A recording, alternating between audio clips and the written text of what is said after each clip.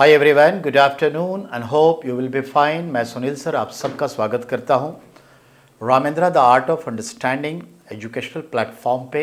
ये GS foundation की class है और अब हम लोग बात करेंगे पॉलिटिकल साइंस पे कॉन्स्टिट्यूशनल अमेंडमेंट के ऊपर। भारत के संविधान में जो अब तक बदलाव हुए हैं, सो कॉल्ड संशोधन हुए हैं, उनके बारे में बात करेंगे जो सवाल के दायरे में होते हैं। ठीक है, 100 से ज़्यादा बदलाव हो चुके हैं। अमेंडमेंट की कोशिश 130 बार के आसपास हो चुकी है। उस कोशिशों में सफलता जो है 106-7 बार हो चुकी है, यानी कि 100+ बदलाव हो चुके हैं। कोशिश 130 बार हुई लेकिन एक्चुअल बदलाव 106-7 बार हुई है। वही बदलाव यानी संविधान में किसी भी तरह का कोई बदलाव हो, या तो संविधान से कोई शब्द हटा देते हैं, रिमूव करते हैं, ये भी बदलाव है। कोई शब्द नया डालते हैं, ये भी बदलाव है। कोई शब्द निकाले और उसकी जगह दूसरा डाल दिए, शब्द बदले, एक्सचेंज किया, वो भी बदलाव है।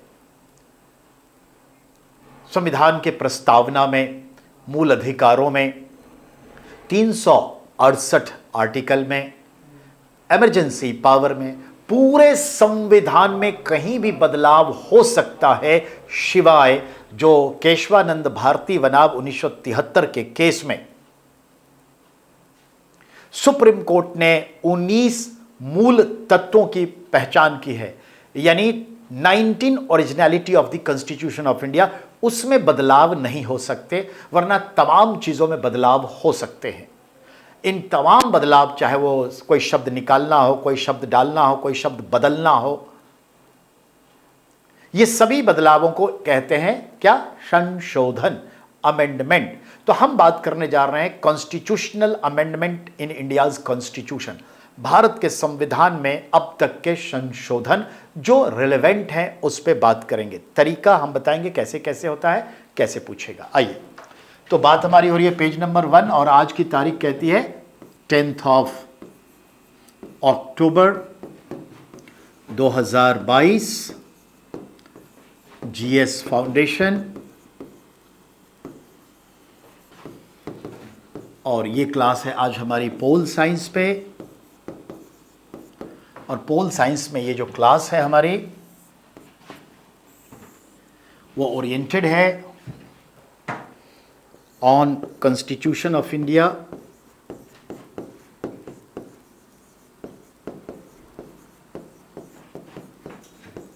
भारत का संविधान और उसके जो है अमेंडमेंट्स सो फार, यानी अब तक अमेंडमेंट यानी अब तक के संशोधन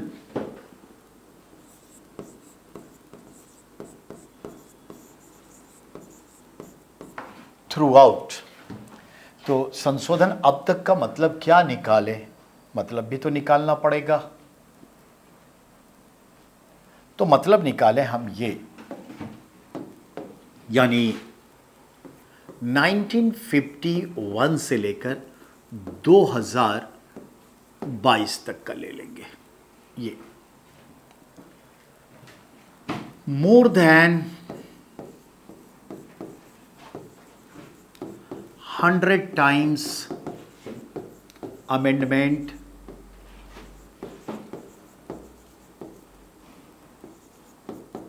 सौ से ज़्यादा बार अमेंडमेंट हुआ है, यानी 100 बदलाव, 100+ बदलाव हो चुके हैं। हालांकि कोशिशें 130+ बार हुई है। हर बार सक्सेस तो नहीं मिला, बदलाव तो नहीं हो गया, पार्लियामेंट ने पास नहीं किया, तो कोशिश 130 बार प्लस हुई है, पर 100+ सक्सेस हो चुकी है। मोर देन 100 ये सक्सेस हो चुकी है। तो याद रखिएगा, जो हम बदलाव करना चाहते हैं उसके लिए हमें क्या करना पड़ता है। तो उसके लिए क्या होता है, हम कहते हैं constitutional amendment bill. Constitutional amendment bills, यानी संविधान संशोधन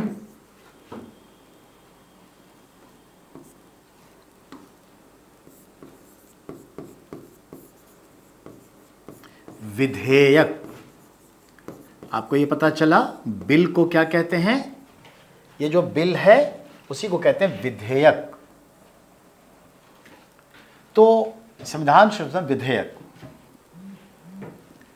याद रखिएगा, ज्वाइंट सिटिंग में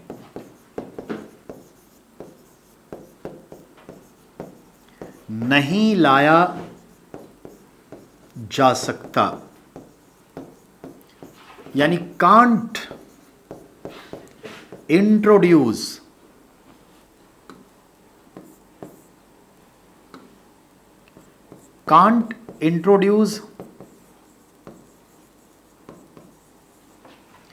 in the joint sitting,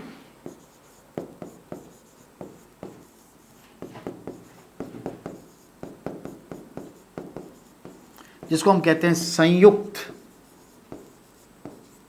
बैठक। किसका? लोकसभा प्लस राज्यसभा का। तो एक चीज आपको ये क्लियर हो गया कि किसी भी सूरत हाल में कोई भी संविधान से जुड़ा विधेयक जिसमें संशोधन की बात की गई है वह ज्वाइंट सिटिंग में नहीं लाया जाता, सेपरेटली पास करना पड़ता है। ये माइंड मेकअप कर लीजिएगा, यानी मस्ट बी पास्ड सेपरेटली, यानी अलग अलग पारित होता है, लोकसभा राज्यसभा से।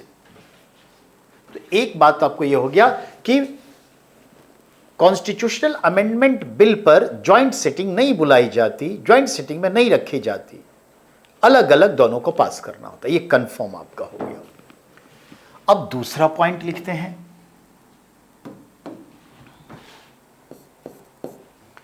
Amendment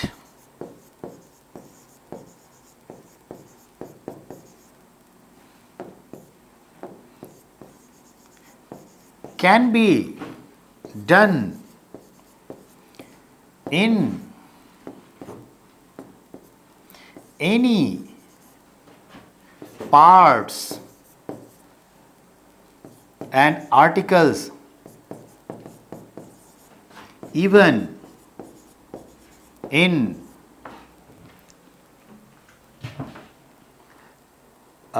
preamble. Amendment can be done in any parts and articles, even in preamble of our constitution,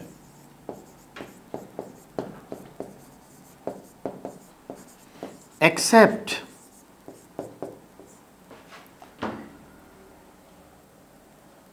original feature of constitution, feature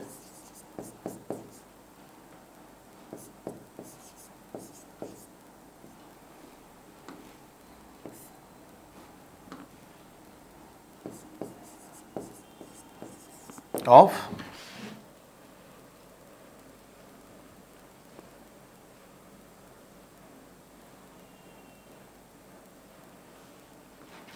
original feature of constitution.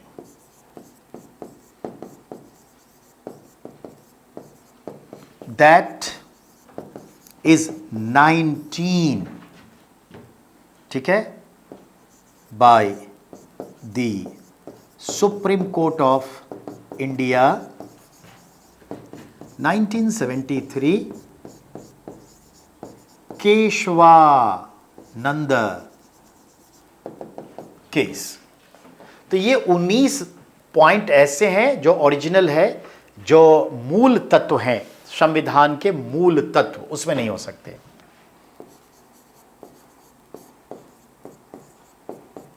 मूल तत्व को छोड़कर, तत्वों को छोड़कर आप कहीं भी संशोधन कर सकते हैं। अब रही बात, जो संशोधन होगा उस संशोधन को राष्ट्रपति मानने के लिए बाध्य है। अब अगले पॉइंट पर मैं ये लिखूंगा पेज नंबर 2 पे, हम चाहते हैं अगर ये हो चुका तो मैं आगे बढ़ूंगा, आपका इशारा चाहिए।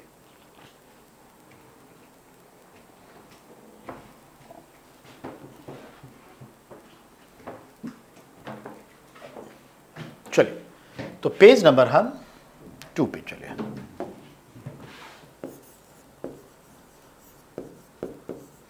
पेज नंबर 2, अब आइए।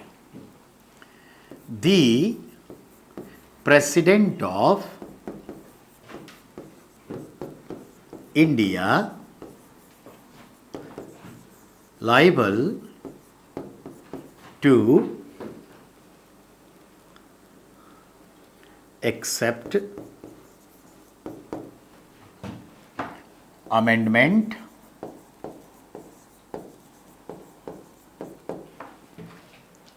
in Constitution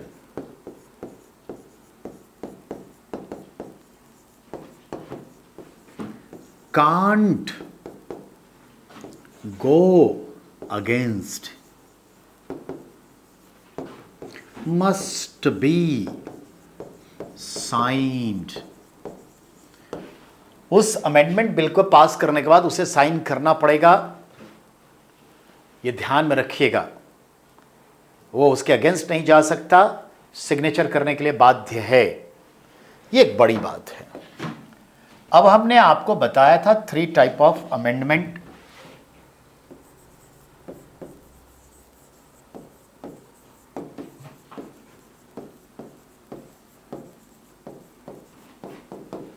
जो हमने कहा 368 आर्टिकल्स कहता है, और वो मैंने लिखा हुआ है, बस मैं सिर्फ टाइप का नाम लिख देता हूं। With simple majority of Lok Sabha and Rajya Sabha present member,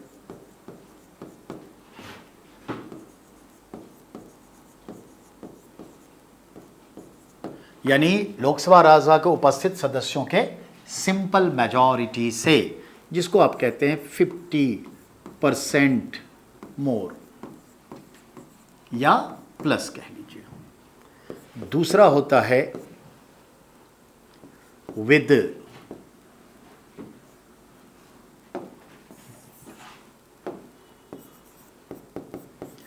absolute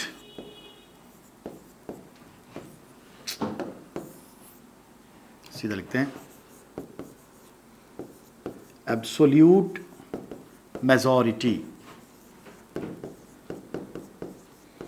of Lok Sabha Rajya Sabha as it is Rajya Sabha present member. तो Lok Sabha and Rajya Sabha present member, और इसका मतलब क्या होता है, 2/3 ऑफ प्रेजेंट मेंबर, ठीक है, 2/3, ठीक है। इसको कहते हैं एब्सोल्यूट। तो सिंपल को कहते हैं सामान्य बहुमत, यानी आपने इसे कहा बेटा सामान्य बहुमत, और इसको आपने कहा बेटा क्या, पूर्ण बहुमत।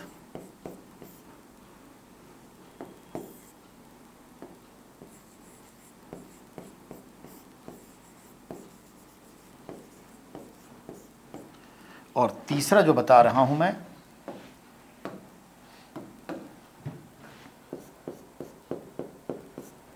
वो है बेटा स्पेशल मेजॉरिटी, जिसको आप कहते हैं विशेष बहुमत।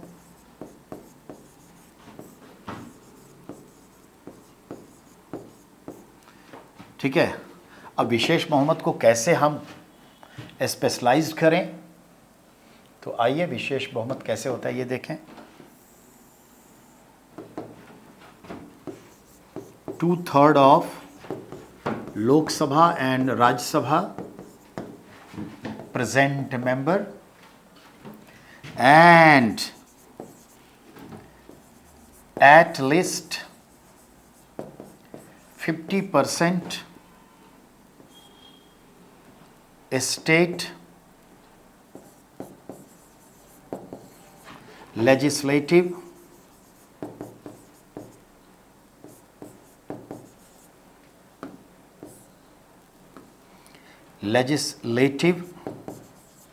असेंबली, और वो भी सिंपल मेजोरिटी से। तो that is the importance. Sorry, थोड़ा सा बड़ा कर, ओह माय गॉड, आ जाओ वापस। हाँ ठीक है, सिंपल मेजोरिटी से ये तरीका है, हमने बताया हुआ है आपको, तो हमने बस दोबारा लिख दिया है। तो जैसे कि अभी देखा जाए 28 स्टेट हैं, तो 28 स्टेट हैं तो कितने, अभी 14 स्टेट्स हैं, 14 दूनी 28, 50% ये चीज़ है। चलिए ये पॉइंट क्लियर हो गया बेटा। अब 28 की जगह 2 जगह तो यूनियन टेरिटरी भी है, तो वो 2 भी जोड़ देंगे तो 15, या यूटी जोड़ दीजिएगा तो 30 में से 15, ये भी हो जाएगा। तो कुल मिलाकर के आपने देखा बेटा कि ये है आपके कॉन्स्टिट्यूशंस के संदर्भ में बातें। अब ध्यान दें जो मैं कह रहा हूं, ये जो बिल होता है वो कौन लाता है, ये भी बहुत इंपॉर्टेंट है, ध्यान देना है। कॉन्स्टिट्यूशन अमेंडमेंट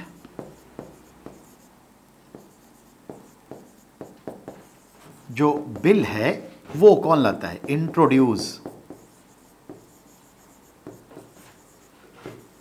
बाय, कौन इंट्रोड्यूस करेगा बेटा, ठीक है, गवर्नमेंट, ठीक है, गवर्नमेंट यानी कि मिनिस्टर। अब मिनिस्टर कौन होगा, नहीं तो कोई भी मिनिस्टर हो सकता है, होम मिनिस्टर का होगा तो होम हो जाएगा, नहीं तो लॉ मिनिस्टर होगा, तो गवर्नमेंट मिनिस्टर। सो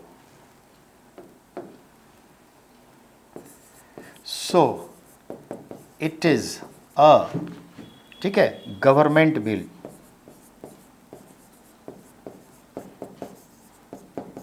तो बेटा ये एक सरकारी विधेयक होता है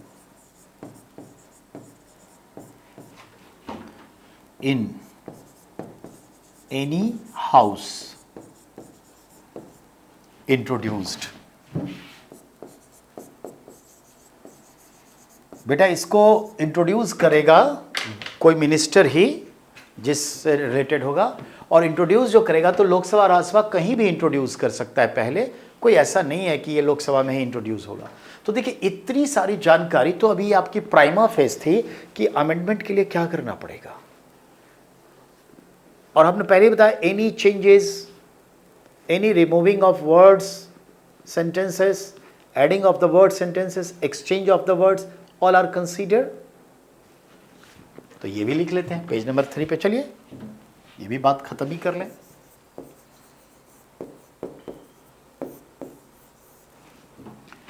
ध्यान देंगे,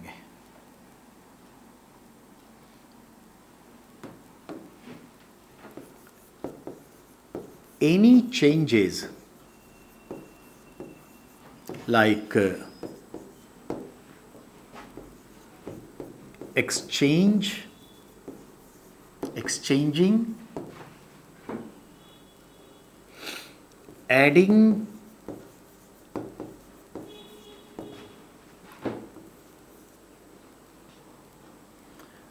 removing,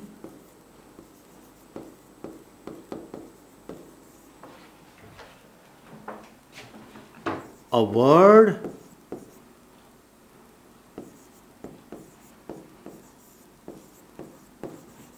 group of words or even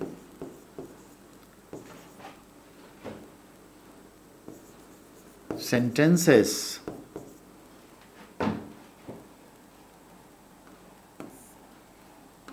even paragraph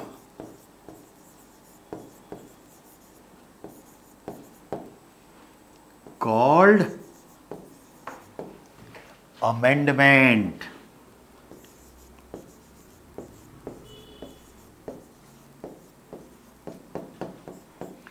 इनमें से किसी भी तरह का जो बदलाव है बेटा, इन सब को आप संशोधन कह रहे हैं। ये इतनी सारी बातें देखिए, आप कहेंगे सर कितनी बात बता दी आपने, हम तो सोचे थे कि बस अभी शुरू हो जाएगा, पहला अमेंडमेंट, दूसरा अमेंडमेंट, तीसरा अमेंडमेंट।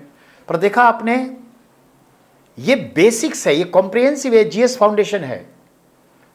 ये सब चीजें लोग बताते ही नहीं है कि एडमिशन हो गया उसके बाद घसीट दो बच्चे को, क्या है कल की वो सोचते ही नहीं है, अपना रेपुटेशन सोचते ही नहीं, अपनी जरूरत, बच्चों की जरूरत तक नहीं समझते। तो ये चीज है। अब हम स्टार्ट करेंगे, ठीक है। सॉरी, तो हम बेटा अब स्टार्ट करने जा रहे हैं 1 2 3 अमेंडमेंट, और अब देखिए इस पे सारी बात होगी। तो इस आधार पर अब जो सवाल है देखें। पहला अमेंडमेंट, तो सीरियल नंबर इधर लिखा जाएगा। ये हुआ इंट्रोडक्शन का serial number of bill introduction या इंट्रोड्यूस, ठीक है। जब मंत्री महोदय बिल इंट्रोड्यूस करते हैं तो उसका एक सीरियल नंबर देते हैं बेटा, तो वो सीरियल नंबर पहले होता है। फिर होता है वो कब पास हुआ, पासिंग ईयर।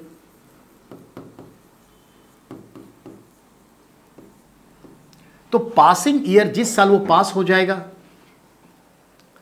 अब पास होने जाने के बाद वो पास्ट नंबर क्या हुआ,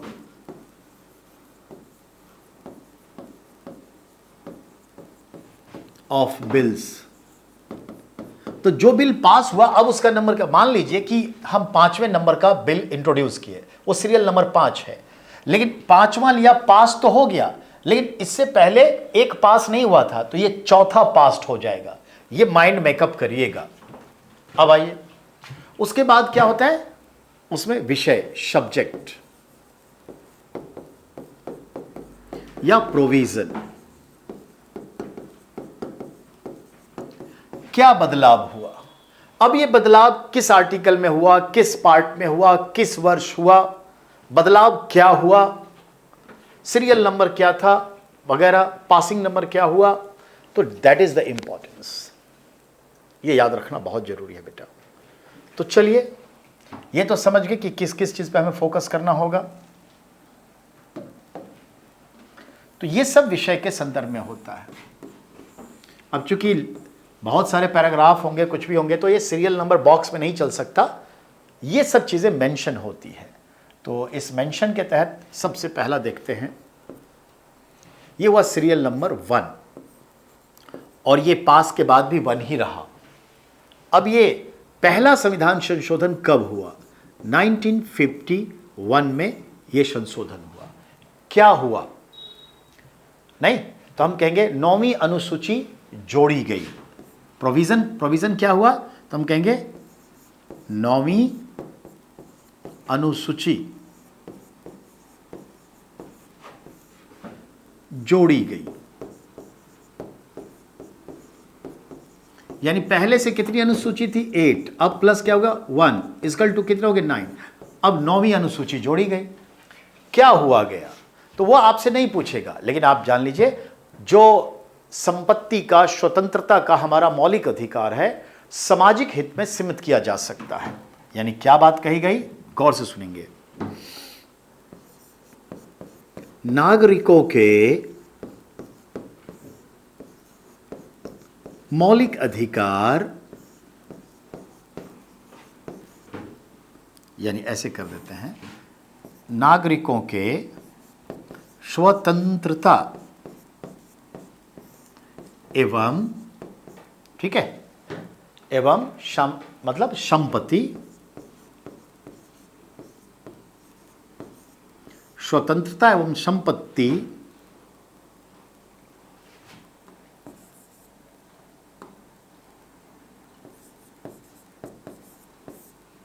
के मौलिक अधिकार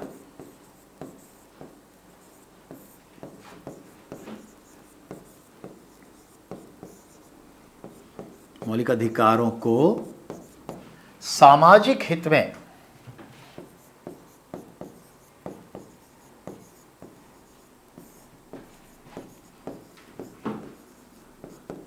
सीमित किया जा सकता है।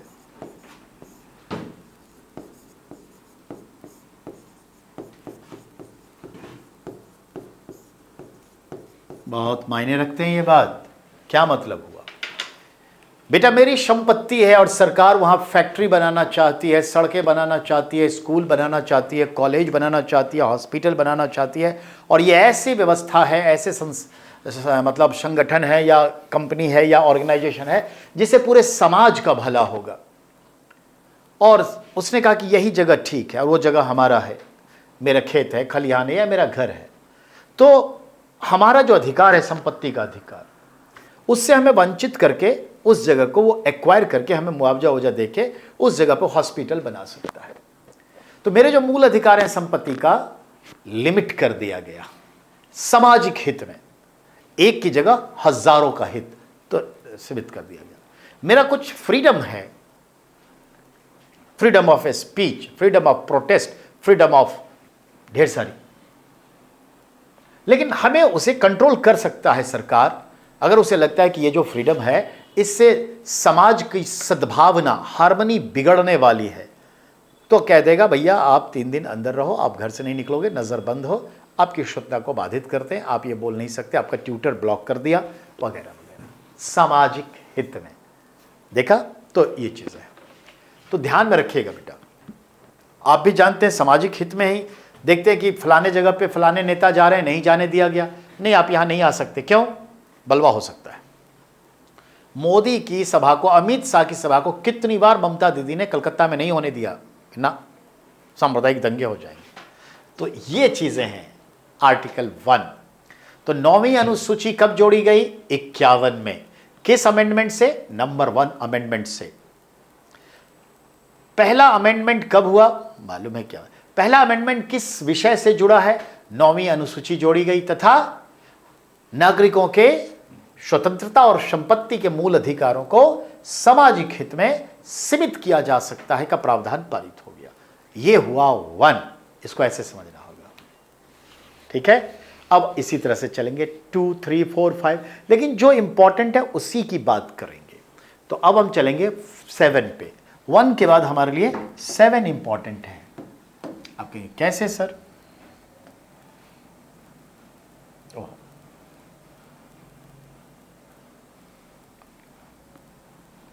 आइए अब 7 का देखते हैं। अब ये सीरियली हमारा 7 है और पास करके भी 7 ही हुआ। ये कब आया? तो कहते हैं 1956 में। क्या हुआ? राज्यों का पुनर्गठन किया गया। राज्यों का पुनर्गठन किया गया।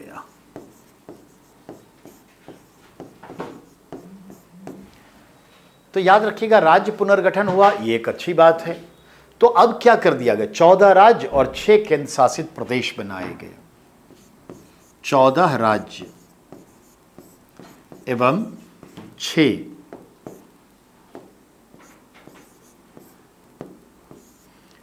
केंद्र शासित प्रदेश।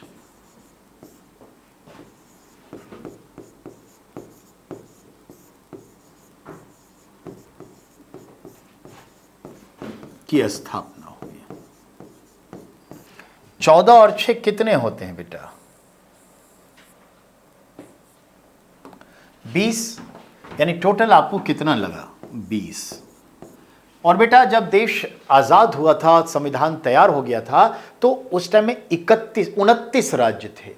3 ग्रेड थे। ए ग्रेड यानी फूल राज्य, बी ग्रेड यानी यूनियन टेरिटरी, सी ग्रेड कमिश्नरी प्रांत थे। ऐसे 3 कैटेगरीज थी। अब क्या हुए? सबको घुला मिला के, अब जैसे राजस्थान में ही 2-3 पार्ट थे, उसको मिला के एक राजस्थान बनाया। तो इस तरह से राज्यों की संख्या घटी, 14 राज्य, 6 केंद्र शासित प्रदेश हुए।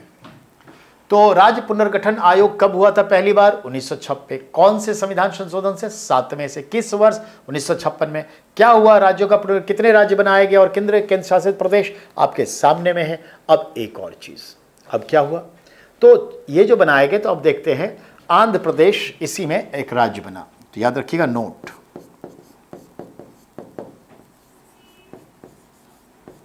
भाषा के आधार पर मद्रास से अलग होकर आंध्र प्रदेश राज्य बना।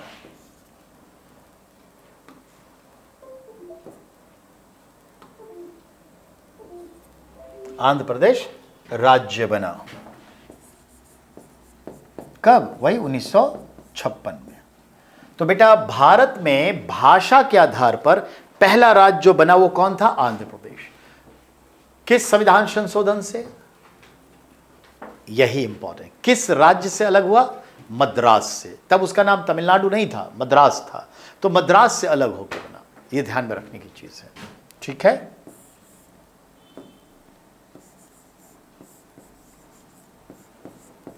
मद्रास प्रांत से अलग होकर बना। तो यह सवाल बनाएगा बेटा, ठीक है। अब 7वें के बाद 8वां इंपॉर्टेंट है, यह पूछता है, हम बात करेंगे। पेज नंबर 3 पर आइए।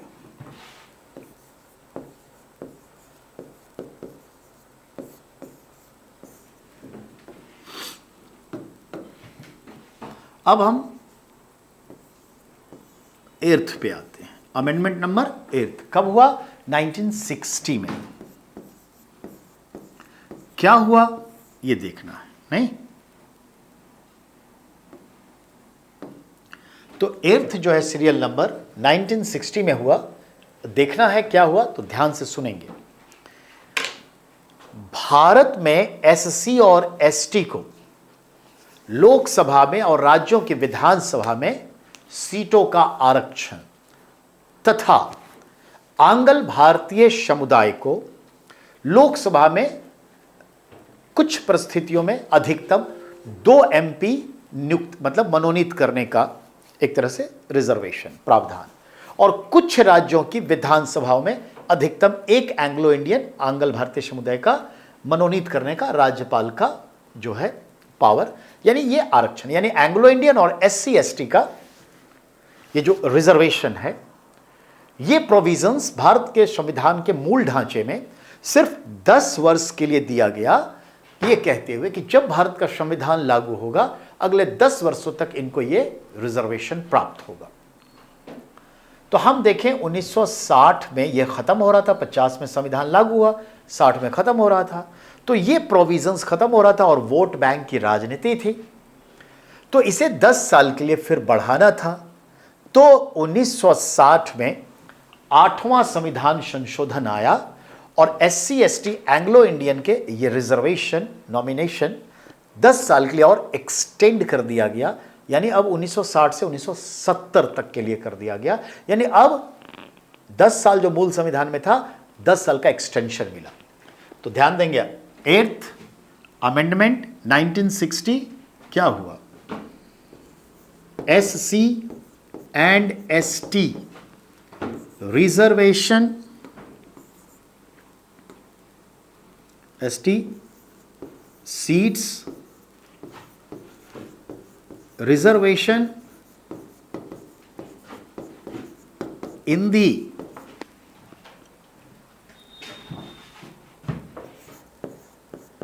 Lok Sabha and state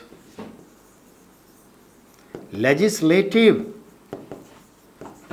assembly now extended for more 10 years from 1960 to 1970, originally for only 10 years, 1950 से 1960 तक था।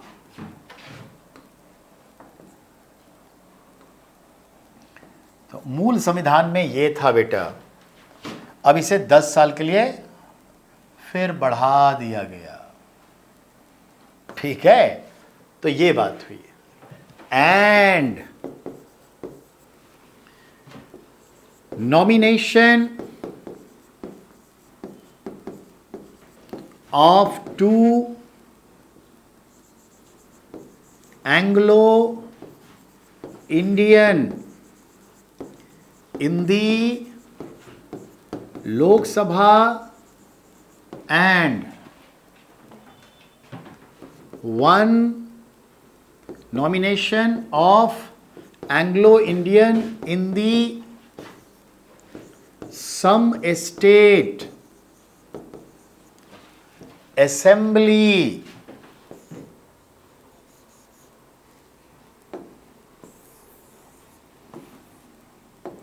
some states legislative assembly also extended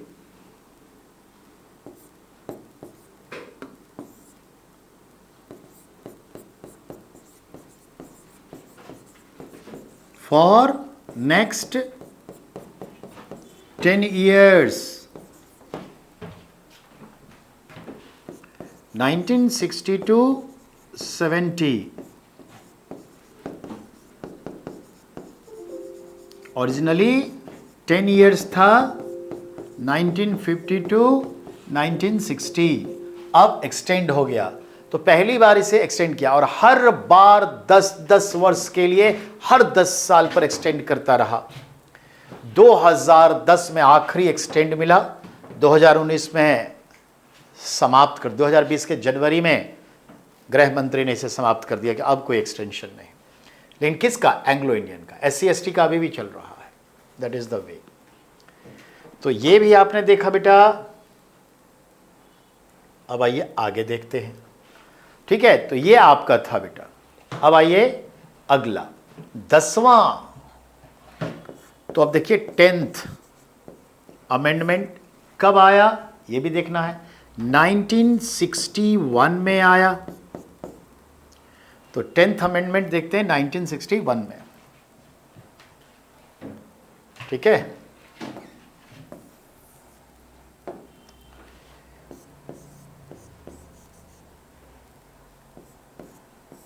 में 10th।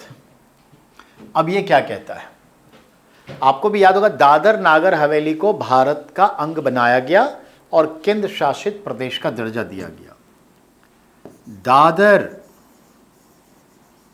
नागर हवेली, ठीक है, become part of India from Portuguese territory, Gali territories, India, and established as union territory. तो बेटा दादर नागर हवेली को भारत का अंग बनाया गया, ये मतलब निकल के आया। अब 12वां 12th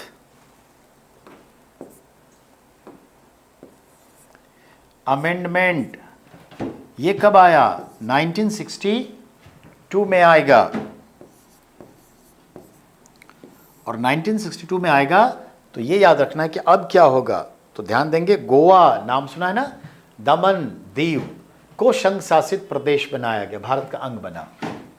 अब कहेंगे गोवा, दमन एंड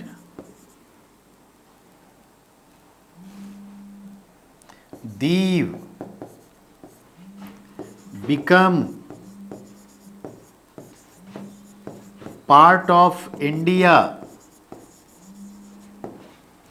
और वो भी इंटेग्रल पार्ट बोलेंगे, अभिन्न अंग बना इंडिया।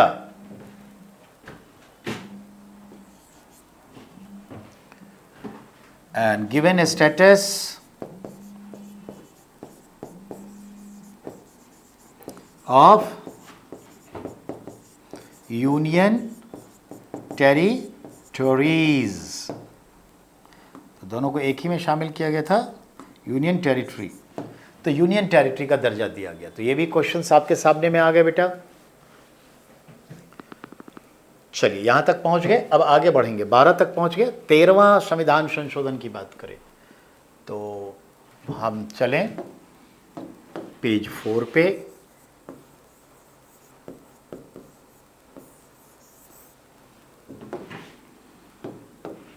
अब हमारे पास है 13th कॉन्स्टिट्यूशनल अमेंडमेंट, 1962 में ही हम देखेंगे इसे, ठीक है। और ये क्या होगा, तो याद रखिएगा 371 क जोड़ा गया, आर्टिकल 371A, जिसको हम कह सकते हैं क एडेड। आर्टिकल 371 में क ऐड किया गया, एक नया, और नागालैंड को एक नया राज्य घोषित किया गया, added, and Nagaland declared a new state. देखा नागालैंड कब राज्य बना, कहां से निकला होगा, असम से, ठीक है, ठीक है, फ्रॉम असम। तो आपने देख लिया ये भी बेटा। अब हम संविधान संशोधन को आगे बढ़ाएं, आगे क्या कहता है उस पर भी चर्चा करें। तो अभी देखा स्टेप बाय स्टेप जहां से पूछेगा वो। अब आते हैं 14th, सॉरी,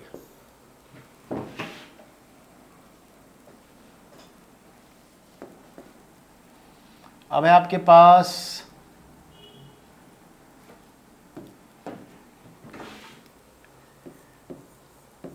14th अमेंडमेंट। ये हुआ 1962 को ही बेटा। 14th अमेंडमेंट क्या होता है, तो पुडुचेरी, करैकाल, माहे, यनाम को फ्रांसीसी राज्य क्षेत्र में पांडिचेरी को भारत का अंग बनाया। तो याद रखिएगा फ्रेंच टेरिटरी, फ्रेंच टेरिटोरीज, यनाम, ठीक है,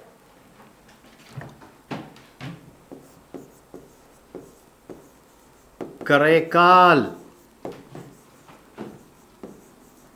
Puducherry and Mahe. Mahe now become integral, यानी अभिन्न, इंटेग्रल पार्ट ऑफ इंडिया। ये याद रखिएगा, ये 4 डिस्ट्रिक्ट हैं, आज ये 4 डिस्ट्रिक्ट हैं, भारत का पार्ट बना बेटा, ठीक है।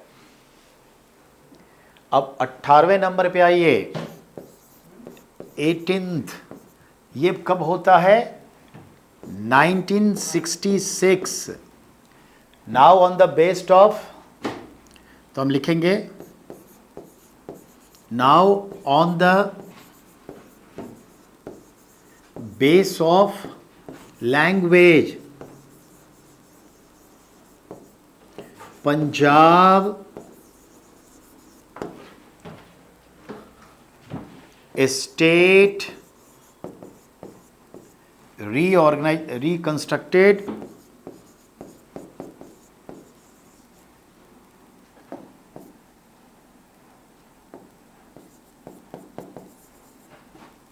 ठीक है, and Haryana become a new state, कहां से निकला? From Punjab on 1st November 1966। तो ये ध्यान में रखना है बेटा, ठीक है। हम आज इसको यहीं पे छोड़ रहे हैं। तो इस तरह से आपने देखा, पेज नंबर 4 पे आ गए, 18th तक का अमेंडमेंट कर लिया। अब तक जो पढ़ा है उसमें कुछ पूछना है, कोई संशय है, कुछ जानकारी देना चाहें एडिशनल, बताइए।